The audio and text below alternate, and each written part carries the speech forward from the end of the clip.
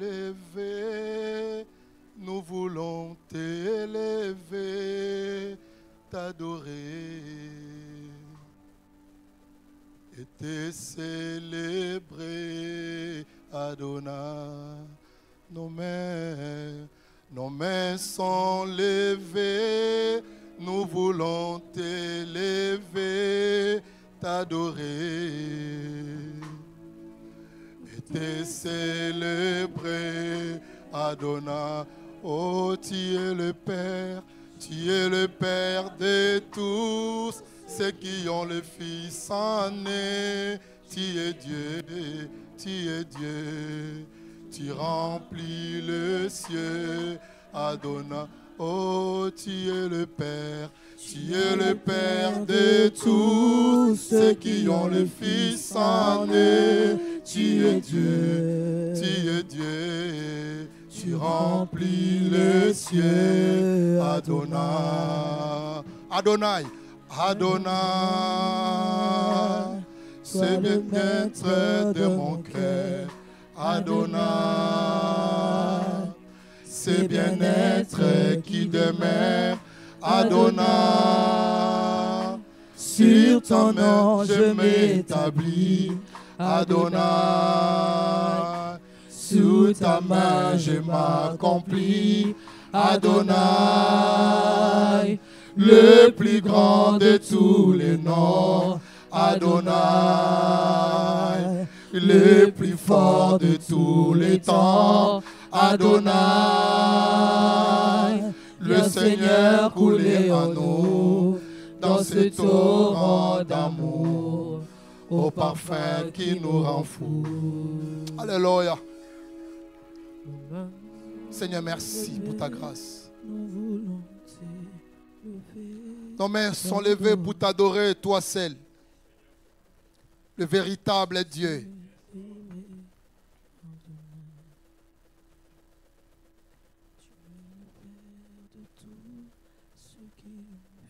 Tu es celui qui est, qui était et qui vient.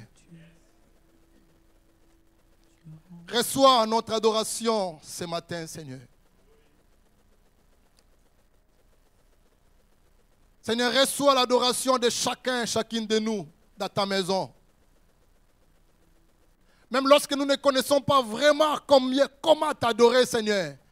Mais du moins, lorsque nous sommes mis nos pieds dans ces lieux, Père de gloire, le but c'est pour t'adorer. Reçois notre adoration. Reçois cela. Oh, alléluia. Reçois cela. Alléluia. Merci Seigneur. Oh, alléluia. Qui est comme toi, Seigneur de gloire?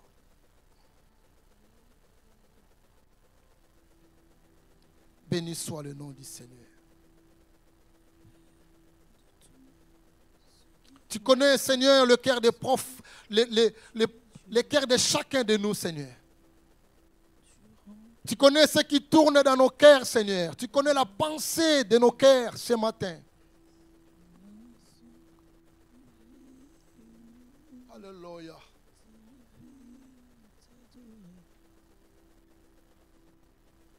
Nous voulons te célébrer encore une fois. Parce que tu es le maître des temps et des circonstances. Adonai, c'est toi, Seigneur.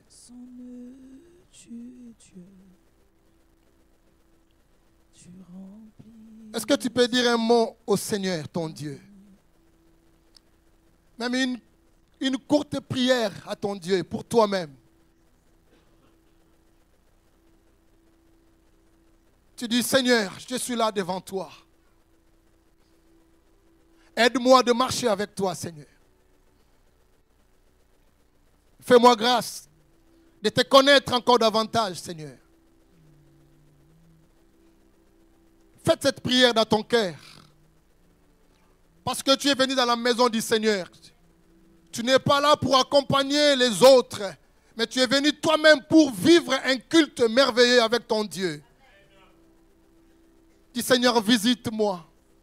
Seigneur, parle-moi. Seigneur, change ma vie. Seigneur, guéris-moi.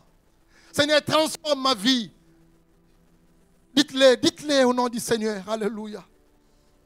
Alléluia. Mayobose tekelebe. Alléluia. Reçois l'adoration. Tu es le roi des gloires. Notre victoire. Digne tu, Seigneur.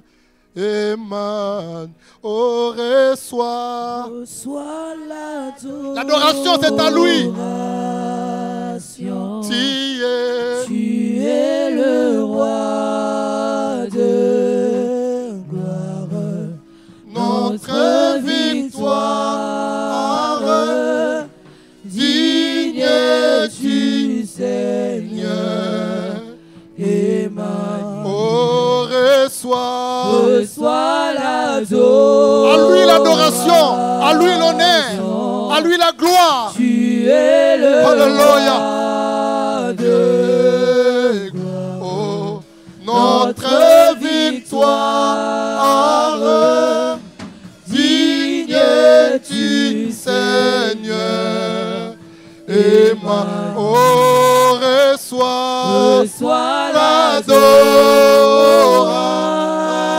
Oh, tu es le roi de gloire, notre victoire. Digne tu, Seigneur. Emmanuel.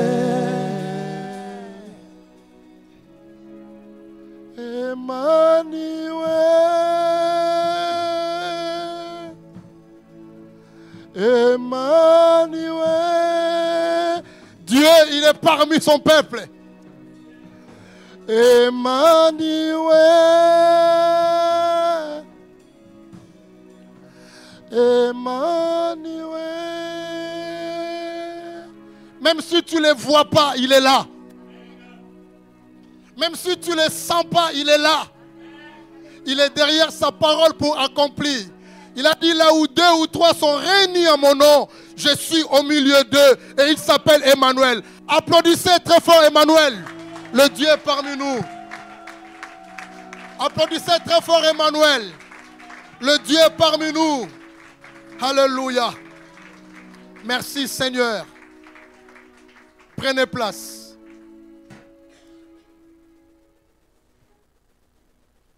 Merci Seigneur. Il est Emmanuel. Il est parmi nous. Dieu qu'il a laissé son trône éternel. Il est venu habiter au milieu des hommes. Et il a passé presque toute sa vie sur la terre des hommes comme un humain.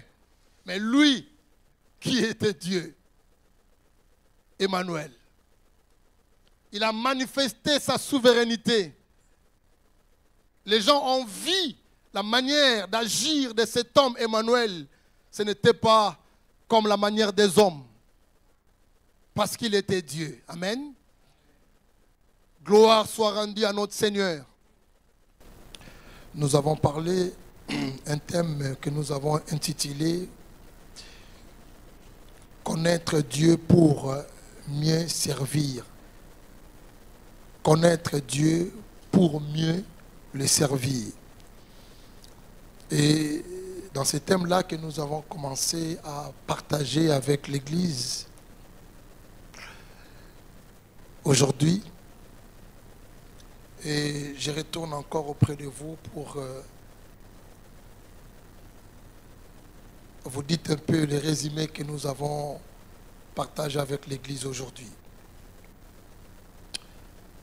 Je disais qu'il est nécessaire à toute personne pour mieux servir le Seigneur. Au départ, il devait d'abord connaître ce Dieu qu'il est en train de servir. Et si on ne connaît pas le Dieu que nous servons, nous n'allons pas mieux servir notre Seigneur. Et je disais, il y a dans l'Ancien Testament, les gens servaient Dieu par une procuration. Et le peuple d'Israël, des fois, il servait le Seigneur par intermédiaire ou par une procuration des souverains sacrificateurs, de Moïse et tant d'autres personnes. C'est pourquoi vous allez voir que même dans le tabernacle, c'était que le souverain sacrificateur devait entrer et tous les autres peuples qui vont rester dehors pour afin d'entendre d'abord. Et dans la dispensation du Christ, dans notre temps aujourd'hui, le Seigneur, la Bible dit que Jésus est venu, il a fait de nous, la Bible dit, il a fait de nous un royaume de sacrificateurs. À d'autres termes, il a fait de nous un royaume des ouvriers et des ouvrières. Donc, au service du Seigneur. Donc, la pensée du Nouveau Testament et la pensée du Seigneur, et dans ces temps où nous sommes, Christ veut que tout le monde puisse servir Dieu. Mais avant de servir bien le Seigneur, nous devions le connaître. Pas une connaissance par intermédiaire, pas une connaissance par procuration, mais une connaissance personnelle, une connaissance individuelle, c'est ce que je peux dire. Donc c'est vraiment très important. Et je prends maintenant dans l'évangile de Jean, chapitre 4, du 7e verset jusqu'au 29e verset. C'est là où nous allons partager avec vous l'évangile de Jean. C'est une histoire que nous connaissons bien. Cette histoire, il parle d'une femme qui était prostituée. Il dit, une femme de Samarie vint puiser de l'eau. Jésus lui dit, donne-moi à boire. Car ses disciples étaient allés à la ville pour chercher des vivres. Là, la femme samaritaine lui dit, comment toi, tu es juif, me demandes-tu à boire, à moi qui suis une femme samaritaine? Les Juifs, en effet, n'ont pas de relation avec les Samaritains. Jésus lui répondit, si tu connaissais le don de Dieu, si tu connaissais Dieu, les dons de Dieu ou le Seigneur, c'est lui, Dieu, et qui est celui qui te dit, donne-moi à boire, tu lui aurais toi-même demandé à boire. Et il t'aurait donné de l'eau vive. Seigneur, lui dit la femme, tu n'as rien pour puiser, et le puits est profond. D'où aurais-tu donc cette eau vive? Es-tu plus grand que notre père Jacob, qui nous a donné ce puits et qui habille lui-même ainsi que ses fils et ses troupeaux? Jésus lui répondit, quiconque boit cette eau aura encore soif, mais celui qui boira de l'eau que je lui donnerai n'aura jamais soif, et l'eau que je lui donnerai deviendra en lui une source d'eau qui jaillira jusqu'à la vie éternelle. La femme lui dit, Seigneur, donne-moi cette eau, afin que je n'aie plus soif et que je ne vienne plus puiser ici. Va, lui dit Jésus, appelle ton mari et viens ici. La femme répondit, je n'ai point de mari. Jésus lui dit, tu as eu raison de dire, je n'ai point de mari, car tu as eu 5 maris. Et celui que tu as maintenant n'est pas ton mari. En cela, tu as dit vrai. Seigneur, lui dit la femme, je vois que tu es prophète. Nos pères ont adoré sur cette montagne. Et vous vous dites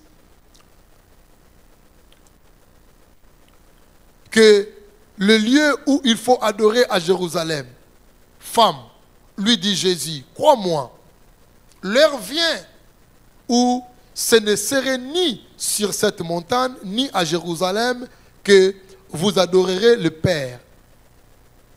Vous adorez ce que vous ne connaissez pas. Nous adorons ce que nous connaissons, car le salut vient des Juifs. L'heure vient, et elle est déjà venue, où les vrais adorateurs adoreront le Père en esprit et en vérité, car ce sont là les adorateurs que le Père demande. Dieu est esprit, et il faut que ceux qui l'adorent, l'adorent en esprit et en vérité. La femme lui dit, je sais que le Messie doit venir, celui qu'on appelle Christ. Quand il sera venu, il nous annoncera toutes choses. Jésus lui dit, je le suis, moi qui te parle. Là-dessus, il arrivèrent ses disciples qui furent étonnés de ce qu'il parlait avec une femme. Toutefois, aucun ne dit que demandes-tu ou de quoi parles-tu avec elle. Alors, la femme ayant laissé sa cruche, s'en alla dans la ville et dit aux gens, venez voir un homme qui m'a dit tout ce que j'ai fait. Ne serait-ce point le Christ? Voilà le texte que nous venons de lire du verset 7 jusqu'au verset 29. Il s'agit d'une femme que nous connaissons bien, cette femme qui était dans la ville de Samarie, et dans un village s'appelait Sychar. Et cette femme était prostituée. Elle vivait dans une ville s'appelait Sychar, et dans la grande ville c'était Samarie, bien sûr, parce qu'il était de Samarie et des Samaritaines. Et cette femme, elle avait un travail, comme nous le connaissons bien, elle était prostituée. Donc, elle faisait bien son travail, comme elle voyait que c'était un travail où elle gagnait de l'argent. Mais un jour, elle avait un client ou un monsieur à la maison. La femme est sortie vers 6e heure, ça veut dire 12 heures, plein midi, juste pour aller puiser de l'eau. Il voulait puiser de l'eau pour venir prendre soin de son client pour que le client puisse aller. Mais Jésus aussi promenait avec ses disciples. Après, à ce moment, les disciples sont allés chercher la nourriture, de quoi à vivre. Et Jésus était fatigué, restait dans ce puits. En même temps, la femme venait. Et parce que Jésus est Dieu, parce que Jésus est le Seigneur, il connaissait dans sa souveraineté, il connaissait que cette femme va venir pour puiser de l'eau. Donc c'était quelque part le jour où Jésus voulait vraiment rencontrer cette femme. Et pour le sauver, en fait. La femme est venue, et quand la femme est venue, en même temps, Jésus était assis et Jésus commençait à lui demander de l'eau à boire. Et la femme, comme elle voyait par rapport à la race aussi, la race qui trahissait, et il voyait que cette race-là, c'est un homme juif. Et moi, je suis une Samaritaine. En fait, à l'époque déjà, le juif et le Samaritain, il n'y avait pas une relation. En fait, était comme c'était en guerre. Il y avait une inimitié entre juifs et les Samaritains. En fait, quand vous regardez, vous allez voir que les Samaritains, c'est une race qui vient du mélange, des métissages entre les Assyriens, ce sont des mélanges avec les Palestiniens. Donc les Assyriens, ils sont venus en déportation aux Palestine, et c'est là maintenant, ils commencent à se coupler entre les deux peuples-là, et c'est là ont engendré ces peuples qu'on appelle Samaritains. Donc c'est un mélange entre Assyriens et les Palestiniens. Et maintenant, dans les races aussi tant que juifs, où le mélange là se faisait vraiment différence entre, on voit comme ça c'est juif et ça c'est samaritain. Et c'est là qui était un peu comme comme une division, ou bien il n'y avait pas vraiment la bonne attente, il n'y avait pas une bonne relation entre juifs et samaritains. Mais maintenant Jésus, quand il est venu, et Jésus savait bien que ça c'est quand même une femme samaritaine, mais il a quand même demandé de l'eau. Parce que Jésus est venu en fait pour briser cette barrière-là. Pour ne pas avoir cette manque de relation, ou bien une barrière qui fait comme des ennemis. Il a demandé de l'eau. Regarde ce que la femme a commencé à dire. La femme a dit, comment toi tu es juif, tu demandes de l'eau à boire à moi, qui suis une femme samaritaine. En réalité, moi, nous et vous, il n'y a pas une relation. Il n'y a pas de relation. Donc je ne peux pas te donner réellement de l'eau à boire. Je ne peux même pas continuer à discuter avec toi parce qu'il n'y a aucune relation entre juifs et les samaritains. Mais Jésus commençait quand même à insister parce qu'il avait vraiment besoin de parler avec la femme. Vous voyez, je disais, mais si c'était Pierre, peut-être il devait directement arrêter par là parce que Pierre était chaud. Donc avec cette réponse que la femme a donnée à Jésus, mais parce que lui il est le maître, il est venu pour détruire cette barrière-là, et Jésus continue encore la discussion. Et en discutant, par là où je suis en train de dire que connaître Dieu pour mieux le servir. Parce que si nous regardons bien la vie de cette femme, elle était comme une adoratrice aussi, dans sa manière. Parce qu'elle disait que nos pères ont adoré dans cette montagne. Nous adorons aussi dans la montagne là. Ça, c'est le puits de notre père Jacob. Donc, on voyait vraiment comme cette femme-là, comme elle priait aussi. Comme elle était adorateur aussi. Mais parce qu'elle ne connaissait pas en réalité, je peux dire, elle ne connaissait pas en fait celui qu'il était en train d'adorer. Parce que vous voyez, ici déjà on voit, tant qu'une adoratrice, elle ne pouvait pas agir de cette sorte-là. Parce que là déjà il disait que nous et vous, il n'y a pas une relation. Il n'y a pas une relation. Donc je ne peux pas discuter avec toi. Et quand vous descendez en bas, vous allez voir, il disait déjà que « Es-tu le plus grand que notre père Jacob ?» dans le verset 12. « Es-tu plus grand que notre père Jacob ?» Elle fait déjà une comparaison. Vous sentez que dans la vie d'une adoratrice, vous sentez qu'il y a une barrière, une amitié qui était là. Il y avait les ennemis, il était déjà ennemi des Juifs ou de son prochain, mais les dimanches, ou lundi ou le mardi, je ne sais pas quel jour qu'elle allait adorer à la montagne, elle allait adorer à la montagne. Et elle est habituée à cette vie-là. Elle adore, mais en même temps, elle ne parlait pas avec les Juifs. Elle adore, en même temps, elle est une vie de comparaison. Elle adore, en même temps, et elle fait une vie de prostitution. Et par là que je suis en train de dire, que lorsque nous ne connaissons pas le Dieu tout-puissant, le créateur du ciel et de la terre, lorsque nous avons fait une alliance par procuration, notre service que nous allons rendre au Seigneur, ça ne sera pas un bon service. Les services que nous allons rendre à notre Dieu, ça ne sera pas un service agréable. Pourquoi? C'est parce que nous ne connaissons réellement pas le Seigneur. Regardez ici. Il dit ceci. Il continue à parler avec Jésus. Jésus lui dit, femme, lui dit, Seigneur, donne-moi cette eau à boire. Verset 15. Afin que je n'ai plus soif et que je ne vienne plus ici puiser de l'eau. Jésus maintenant l'appelle, il dit, va. Jésus dit, va. Lui dit Jésus, appelle ton mari et viens ici. La femme dit, La femme répondit, je n'ai point de mari. Jésus lui dit, tu as eu raison de dire que tu n'as point de mari, car tu as eu 5 maris. Je disais que celui qui est en train d'adorer, voyez, il y a des jours d'adoration, elle part à la montagne pour adorer avec leur père, parce que elle connaissait Dieu par rapport à la procuration de ses pères.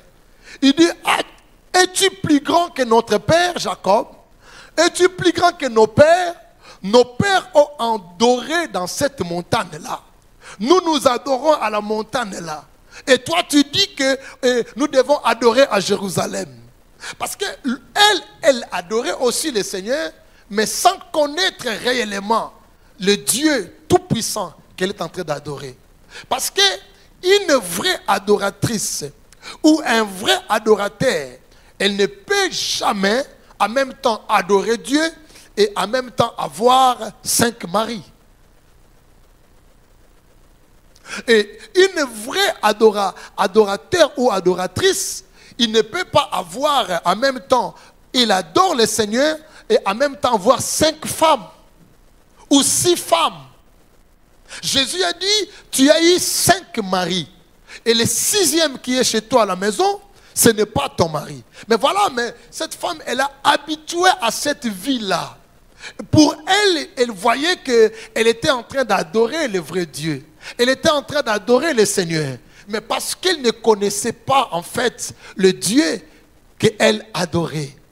Parce que lorsque nous avons fait une connaissance exacte, une connaissance personnelle avec le Seigneur, je ne pense pas un adorateur ou une adoratrice, elle peut vivre cette vie pareille. Parce que Jésus a dit, je suis la lumière du monde.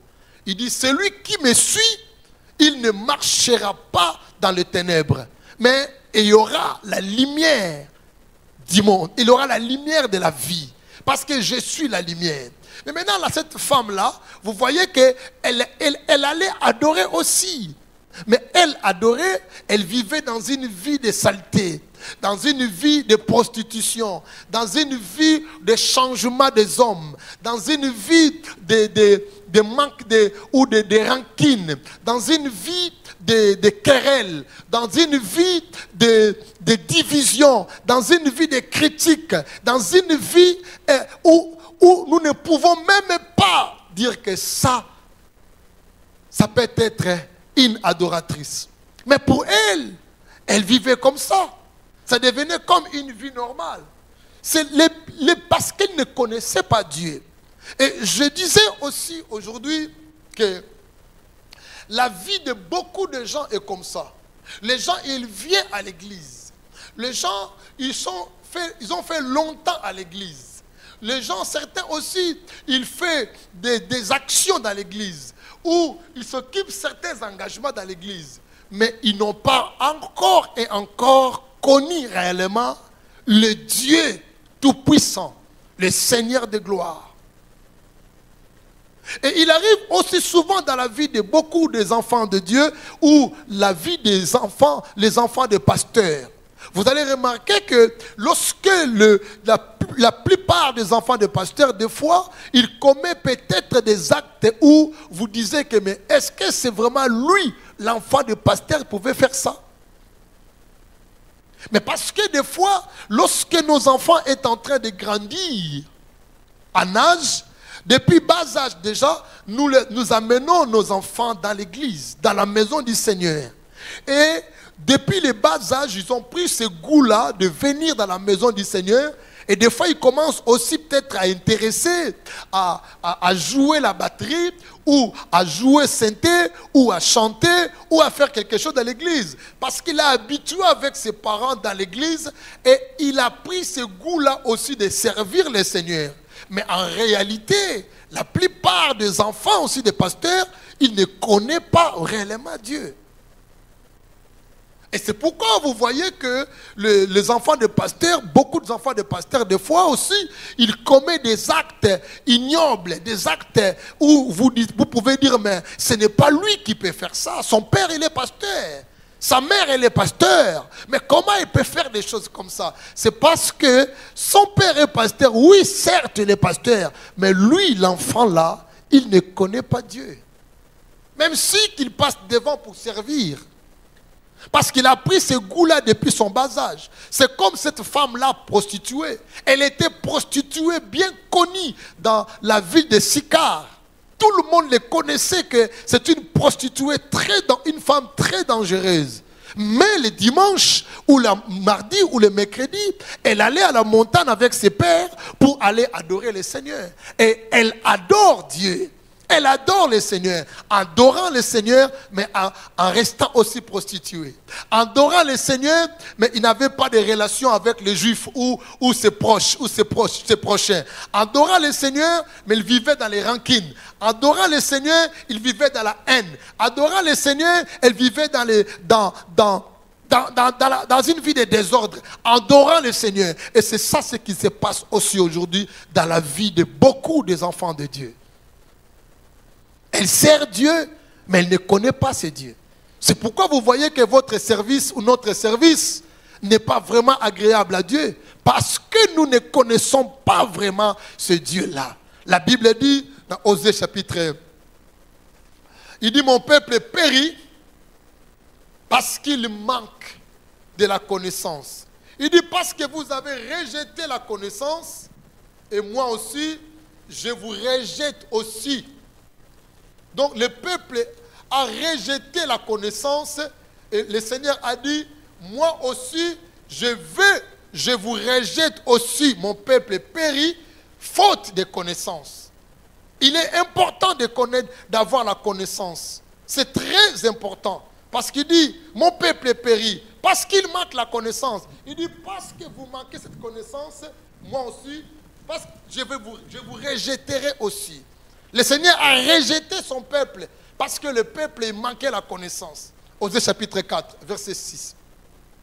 Il dit, mon peuple est détruit parce qu'il lui manque la connaissance. Puisque tu as rejeté la connaissance, je te rejetterai et tu seras dépouillé de mon sacerdoce. Donc la connaissance que nous sommes en train de parler, ce n'est pas une connaissance commune. C'est une connaissance individuelle. C'est une connaissance personnelle. Comme c'est passé dans l'Ancienne Alliance. Vous voyez, dans l'Ancienne Alliance, c'était que le peuple se donnait tous dans le souverain sacrificateur. C'est le souverain sacrificateur qui parlait.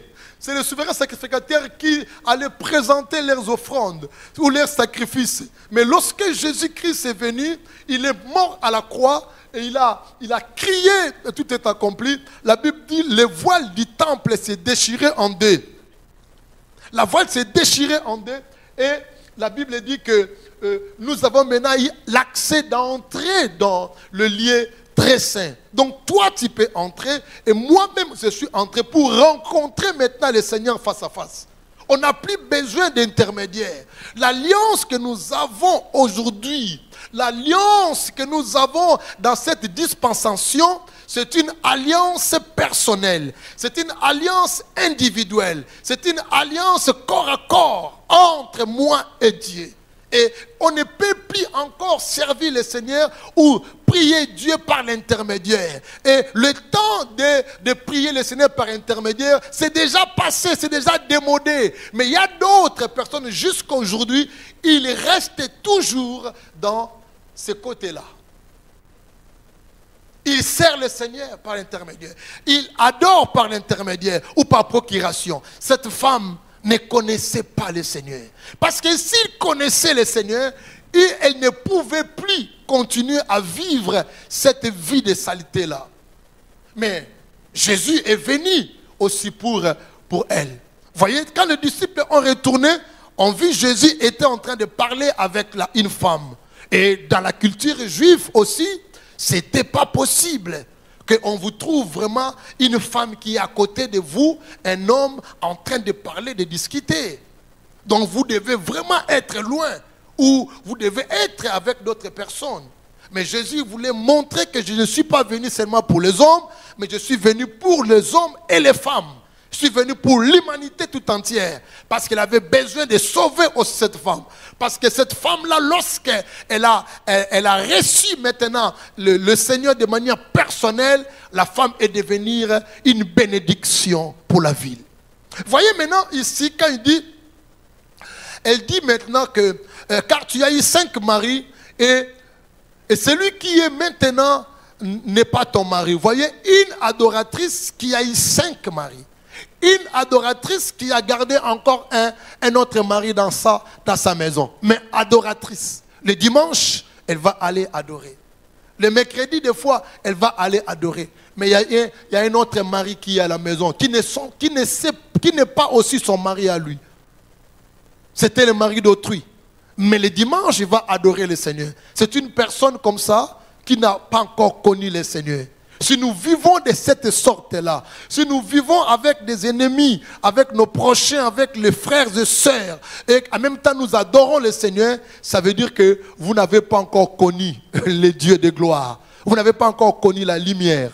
Le jour que vous connaîtrez réellement la lumière qui va briller dans votre cœur, mes chers amis, la vie complètement va changer. Regarde ce qu'il dit. Il dit car tu as eu 6, 5, et le 6e qui est maintenant chez toi à la maison, ce n'est pas ton mari. En cela, tu as dit vrai. Seigneur, lui dit la femme. Seigneur, lui dit la femme. Je vois que tu es prophète. Nos pères ont adoré sur cette montagne. Vous voyez, nos pères ont adoré cette montagne. Religion. Cette femme était religieuse. Elle suivait ses parents. Elle-même, elle ne connaissait pas, malgré elle est devenue adulte. Mais elle adorait le Seigneur par procuration de ses pères. Il dit, nos pères ont adoré sur cette montagne. Et jusqu'à présent, c'est comme ça. Il y a des gens qui vont dans certaines religions jusqu'à parce qu'ils sont habitués. Ils sont grandis dans cette religion-là. Mais Christ en eux, la vie en eux, il y en a point, il y a la vie en Christ. Mais parce qu'ils sont habitués dans cette religion-là, et c'est pourquoi ils continuent à aller là-bas. Ils sont habitués en fait. Ça devient habitude, ça devient religion. Or, la religion ne donne pas la vie. La religion, il n'y a pas une connaissance directe de Dieu dans une religion. Parce que Christ est une vie. Vous voyez, la dame, il dit, nos pères ont adoré sur cette montagne. Et vous, vous dites que le lieu où il faut adorer est à Jérusalem. Femme, lui dit Jésus, crois-moi, l'heure vient et ce ne serait ni sur cette montagne, ni à Jérusalem que vous adorerez le Père. Vous adorez ce que vous ne connaissez pas. Vous comprenez cela? Donc, c'est possible que des gens puissent adorer, mais ils adorent ceux qui ne le connaissaient pas. Il y a plein d'églises, il y a plein de chrétiens. Vous sentez vraiment qu'il y a vraiment l'attitude comme adoration. Ils chantent bien, ils adorent, ils prient bien. Mais ils prient ou ils adorent. La personne qu'il adore ou Dieu qu'il adore, ce n'est pas le Dieu véritable, ce n'est pas le Dieu Jésus-Christ de Nazareth. Il ne connaît pas réellement le Dieu qu'il adore. Il connaît le Dieu de ses pères, le Dieu de ses ancêtres, ce que lui adore, le Dieu de Jacob, le Dieu de ses pères. Mais lui-même, il n'a pas, ou elle-même, elle n'a pas fait vraiment l'expérience personnelle avec ce Dieu. Donc, je peux dire, elle ne connaissait pas. Elle ne connaissait pas. Mais elle allait quand même adorer. Mais elle ne connaissait pas. Elle ne connaissait pas. Elle ne connaissait pas. Il dit, vous adorez ce que vous ne connaissez pas. Nous, nous adorons ce que nous connaissons, car le salut vient des Juifs. Mais l'heure vient, et elle est déjà venue, où les vrais adorateurs adoreront le Père en esprit et en vérité, car ce sont là que les adorateurs que le Père demande. Voyez donc, l'heure est venue où ça ne serait plus une adoration commune, mais une adoration personnelle, une adoration qui va monter auprès du Seigneur. Ça sera une adoration pure, une adoration qui vient du cœur. Ça ne sera pas une adoration qui vient dans un cœur avec des épines, dans un cœur qui ont un cœur de haine, un cœur de jalousie, ou un cœur, Seigneur, de division, ou un cœur de rancune. Mais ça sera une adoration pure qui vient dans un cœur pur, un cœur qui n'a pas de ruine ou qui n'a pas de problème. C'est l'adoration là que le Seigneur cherche. Il dit ici, ça sera ni à la montagne, ni à Jérusalem. Donc ce ne sera pas le lieu qui va définir mon adoration. Ça ne sera pas le lieu, mais ce serait le cœur. Les cœurs qui vont définir réellement que je suis en train d'adorer le Seigneur. Et que mon corps, mon âme et mon esprit et tout mon être doit exprimer l'adoration auprès du Père. Que mon adoration soit comme réellement le parfum de bonne odeur. Et c'est ça l'adoration que le Seigneur cherche. Mais pour que notre adoration d'abord soit une vraie adoration auprès du Seigneur, au préalable, nous devions d'abord connaître ce Dieu-là. Jésus de Nazareth. Parce que la femme adorait le Dieu qu'elle ne connaissait pas, le Dieu de ses pères. Mais elle-même, elle n'a pas fait encore l'expérience avec le Seigneur. Elle n'a pas fait cela. Et beaucoup de gens sont comme ça. Elle vient à l'église, elle grandit à l'église, mais l'expérience personnelle n'a pas encore fait. Et c'est pourquoi, nous, comme je disais, nous ne rendons pas un bon service pour le Seigneur. Nous ne mettons pas Dieu dans la première place. Dieu n'est pas priorité dans notre vie. C'est parce que nous ne les connaissons réellement pas. Nous ne les connaissons pas.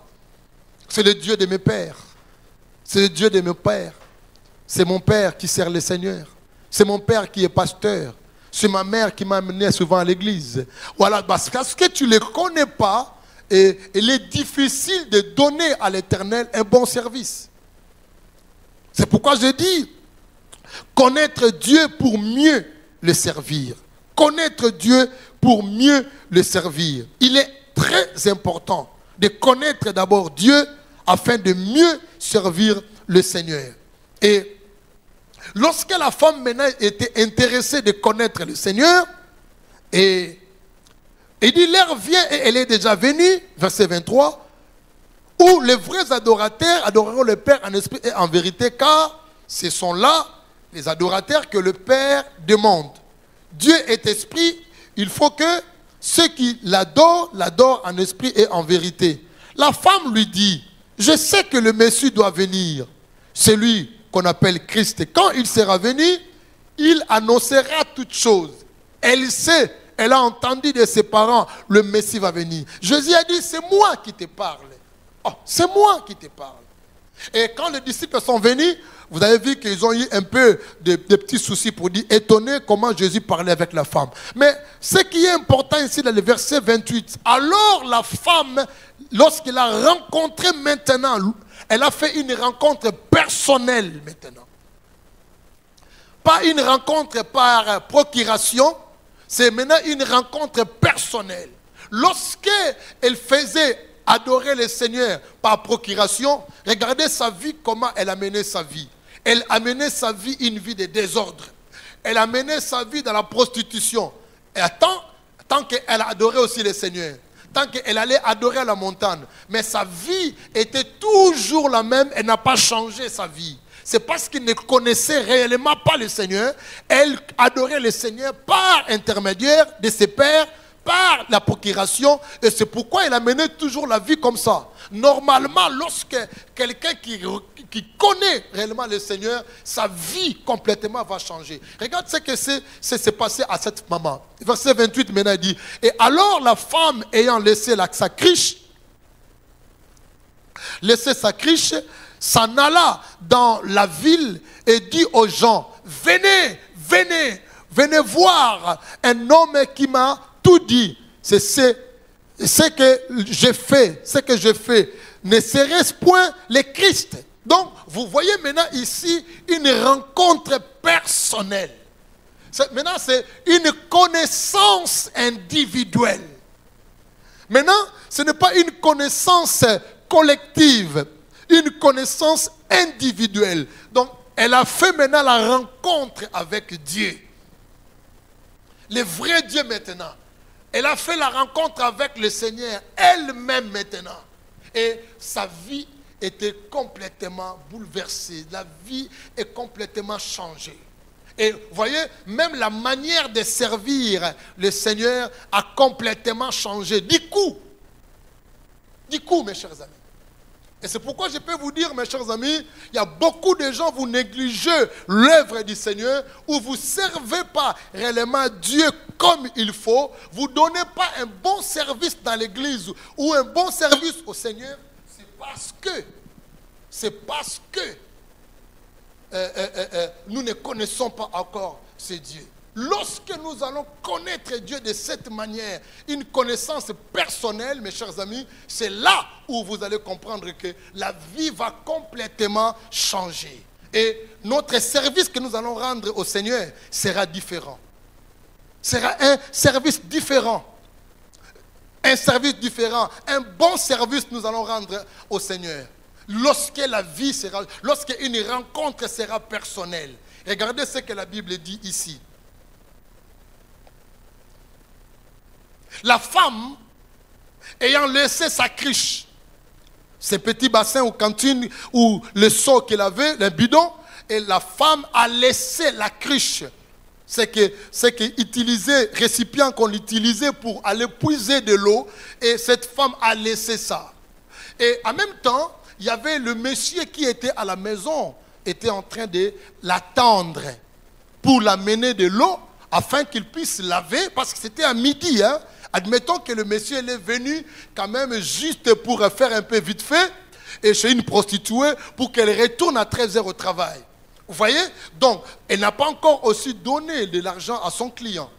Donc, le monsieur était là à la maison en train d'attendre la dame qui puisse venir et avec de l'eau après avoir douché et pour qu'il donne son argent et que le monsieur puisse partir. Mais la femme, lorsqu'elle a rencontré Jésus, cette femme prostituée, parce qu'elle ne connaissait pas premièrement le Dieu Tout-Puissant, mais lorsqu'elle a fait la connaissance maintenant individuelle, une connaissance personnelle avec le Maître, avec le Seigneur, la vie de cette femme a complètement changé. Elle qui était prostituée, elle est devenue une femme évangéliste. Elle est entrée dans la ville et elle a commencé à rendre un bon service. C'est pourquoi j'ai dit connaître Dieu pour le mieux servir. Connaître Dieu pour mieux le servir. Donc si vous ne connaissez pas le Seigneur, vous devez le servir comme ça avec négligence. Des fois aujourd'hui vous venez, demain vous ne venez pas. Vous voulez vous donner d'abord la priorité au travail, priorité à d'autres choses, priorité à des choses de ce monde. Mais c'est le jour que vous allez connaître réellement ce Dieu que nous sommes en train de chanter et nous sommes en train de venir ici pour l'adorer. Le jour-là que vous allez connaître ce Dieu-là, mes chers amis, croyez-moi que notre façon de travailler, notre service que nous rendons au Seigneur, ça va complètement changer. Parce qu'il est Dieu. Parce qu'il est Dieu. La femme a jeté sa cruche et du coup, elle a entré à la ville. Elle commençait à annoncer la bonne nouvelle. Je vis quelqu'un. Il a parlé tout ce que je fais. Ce ne serait pas le Messie. Venez voir le Messie, le Seigneur. Je vis quelqu'un. Il m'a tout dit. Une personne merveilleuse. Je pense que c'est lui le Messie. Et toute la ville de Samarie, de Sychar, ils sont venus pour voir le Maître.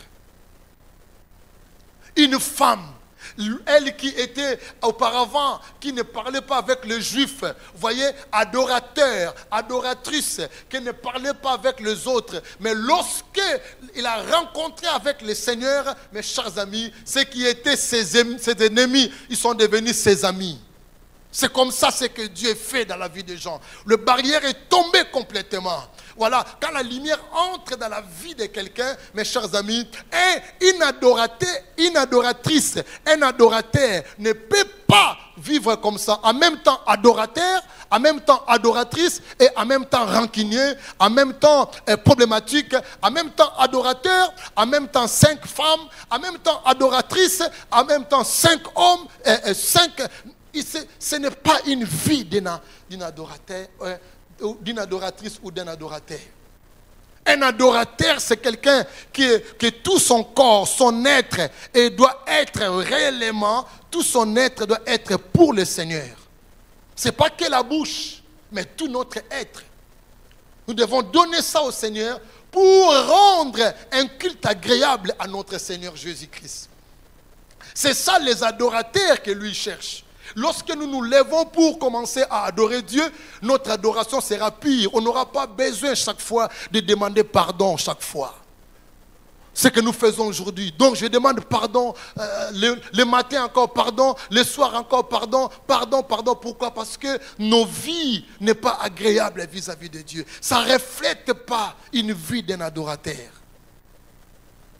La femme a laissé sa criche. La rencontre personnelle a changé complètement sa vie. Elle a même oublié l'argent qui était chez les clients. Elle a même oublié que le client n'a pas encore payé son argent. Elle a tout laissé. Et la femme est devenue une femme, oh alléluia, sanctifiée par la parole du Seigneur. Sanctifiée, purifiée par le sang de Jésus. Et elle est allée annoncer la parole. Tous les gens de la ville ont même oublié que c'est une femme pite ou une femme prostituée. Et toute la ville commençait. Ils sont venus pour entendre la parole ou de rencontrer le maître. Elle est devenue évangéliste de la prostitution à l'évangélisation. Alléluia. Il n'avait pas de relation avec les Juifs, mais lorsqu'il a rencontré le Seigneur, la vie complètement a été changée. Et Dieu est Dieu, mes chers amis. Regardez ce que la Bible dit pour finir avec vous. Éphésiens chapitre 5, dans le verset 8. Je suis dans l'Éphésiens chapitre 5. Il dit ceci. Autrefois nous étions ténèbres et maintenant vous êtes lumière dans le Seigneur. Marchez comme des enfants de lumière. Autrefois nous étions ténèbres. Ça veut dire que les ténèbres nous ont envahis. Nous étions sans Christ, mes chers amis. Mais maintenant, Christ est venu. Il nous a éclairé nos vies. Et dit, aussi longtemps que nos vies est éclairées, nous devions conserver cette lumière, de vivre tant que des enfants de la lumière. Les actes des ténèbres ne peuvent pas se trouver encore en nous. Nous devons marcher selon les enfants de lumière. C'est ce que la parole de Dieu dit. Parce que Christ est la lumière. Il dit, celui qui me suit, il ne marchera pas dans les ténèbres, mais il y aura la lumière du monde. Il y aura la lumière. Et il a dit encore, il dit que dans Matthieu, il dit que vous êtes la lumière du monde. Vous êtes la lumière du monde. Mais lorsqu'un adorateur qui vit dans la désordre, il n'a pas encore compris le Seigneur. Lorsque je parle de l'adorateur, pas seulement ce qui se passe ici devant. Ils sont là pour nous aider, pour nous amener dans la présence, dans l'adoration. Mais ici, c'est nous tous, nous sommes des adorateurs, des adoratrices. C'est nous tous. Ce n'est pas que eux, c'est nous tous. Nous sommes des adorateurs et des adoratrices. Parce que tu adores Dieu dans ta maison. Tu adores Dieu ici à l'église. Tu adores Dieu partout où tu pars. Donc tu es adorateur, tu es adoratrice. Ça veut dire que notre vie doit se conforter par rapport à la parole du Seigneur. Notre vie doit refléter réellement comme un vrai adorateur. Nos paroles, nos actes et tout ce que nous pouvons faire. Autrefois vous étiez ténèbres, maintenant vous êtes lumière. 1 Corinthiens, je prends encore chapitre 13, verset 11. Il dit, lorsque j'étais enfant, je parlais comme un enfant. Je pensais comme un enfant. Je raisonnais comme un enfant.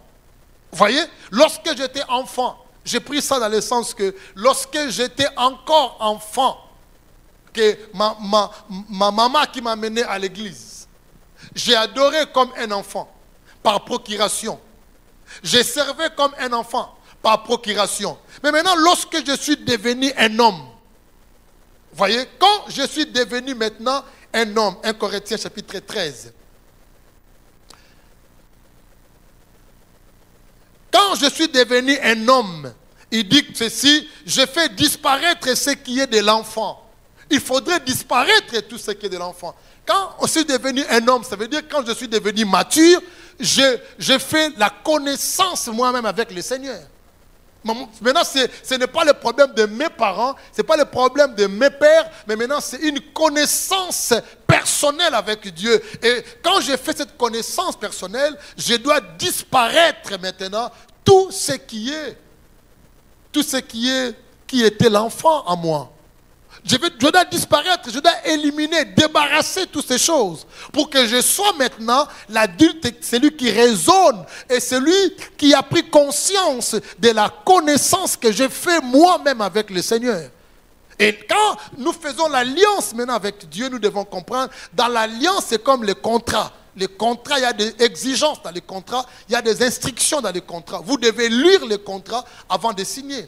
Et le contrat, quand vous lisez, vous signez, ça veut dire que vous êtes d'accord à ce que vous avez lu. Et c'est comme ça aussi comme l'alliance avec le Seigneur. Dans l'alliance avec Dieu, il y a des instructions du Seigneur. Le Seigneur, quand il a fait l'alliance avec Abraham, il a dit à Abraham, marche devant ma face et sois intègre. Sois intègre, Abraham.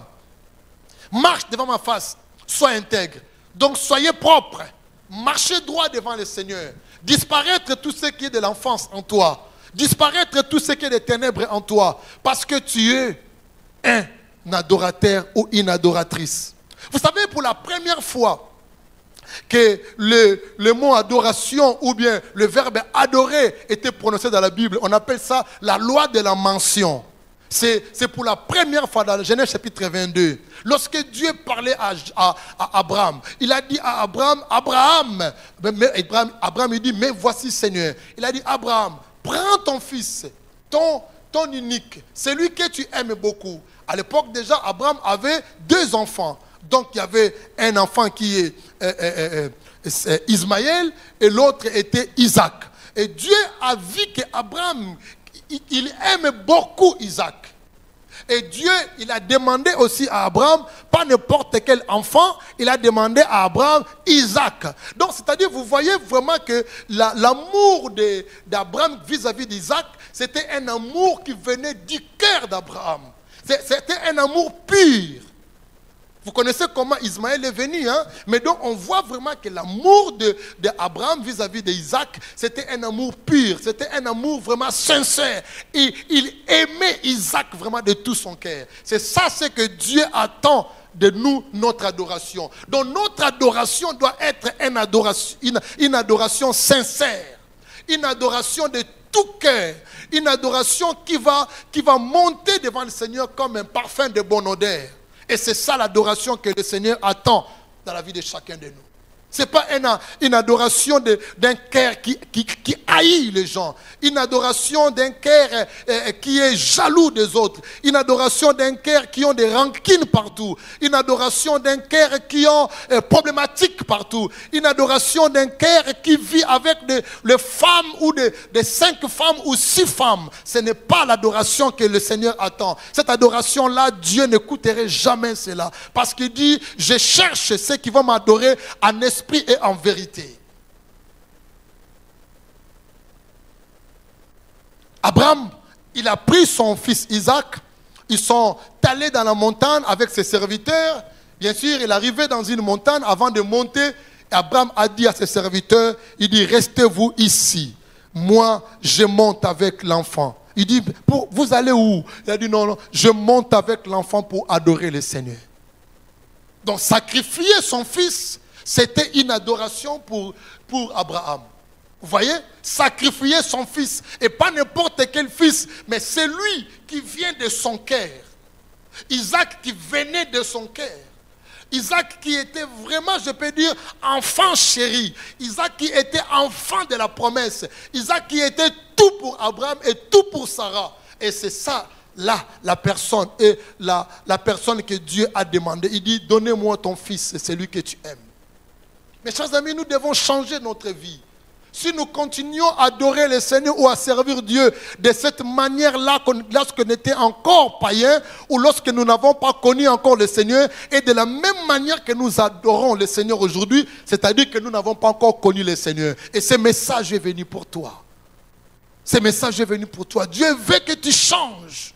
Dieu veut que tu changes. Dieu, il veut réellement que tu fasses une rencontre personnelle avec le Seigneur et pour que ta vie soit changée complètement. Il est Dieu, mes chers amis. Il est Dieu, il est capable. Si tu demandes ça au Seigneur, il le fera au nom de Jésus. Si tu le demandes, il le fera, afin que notre adoration monte vers lui et que ça soit une adoration, une bonne adoration, une adoration que Dieu va agréer. Et quand Dieu agrée notre adoration, il fait descendre en nous le miracle, le prodige, des signes. Et rien ne serait impossible à une adoration qui monte à un cœur sincère, à un cœur honnête, à un cœur pur. Oh Seigneur, merci. Fais-nous grâce, Père de gloire. 1 Corinthiens chapitre 5, verset 7. Il dit, faites disparaître le vieux levain afin que vous soyez une pâte nouvelle. Disparaître tous les vieux levains. Le vieux levain, et c'est l'image aussi des vieilles vies. Une vieille vie qui nous collait encore jusqu'à aujourd'hui. Nous devons le disparaître ça. Nous devons disparaître ça pour que une vie nouvelle en Christ, pour que notre adoration soit agréée auprès du Seigneur. Que Dieu bénisse sa parole au nom du Seigneur Jésus-Christ de Nazareth. Amen.